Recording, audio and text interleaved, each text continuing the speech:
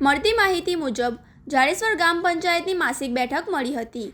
આ બેઠકમાં વિપક્ષ કે જાગૃત નાગરિકો દ્વારા ગામના સરગતા પ્રશ્નો અંગે રજૂઆત કરવામાં આવી હતી, જેમાં મુખ્યત્વે નીચેના મુદ્દાઓ પર ઉગ્ર ચર્ચા થઈ હતી।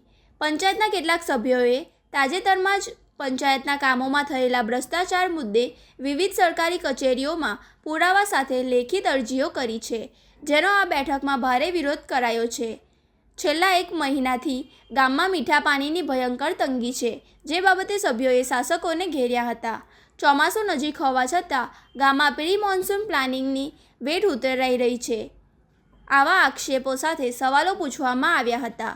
સામાન્ય સભામાં ચાલી રહેલી ઉગ્ર ચર્ચા દરમિયાન અચાનક માહોલ ગરમ થઈ ગયો હતો। આ દરમિયાન પંચાયત કચેરીમાં જ એક સભ્ય પર અજાણ્યા ઈસમે હુમલો કરી દીધો હતો। હુમલાની આ સમગ્ર ઘટના પંચાયતના સીસીટીવી કેમેરામાં કેદ થઈ ગઈ હતી, જે વિડીયો હવે સોશિયલ મીડિયામાં વાયુવેગે વાયરલ થઈ રહ્યો છે।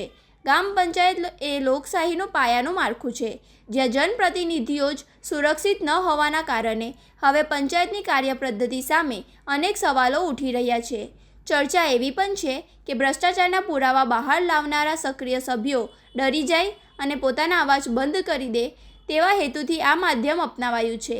હાલ આ સમગ્ર હંગામા અને હુમલા મામલે ભોગ બનનાર સભ્ય દ્વારા પોલીસ ફરિયાદ નોંધાવવામાં તજવીજ હાથ ધરાઈ હોવાનું સામે આવ્યું છે।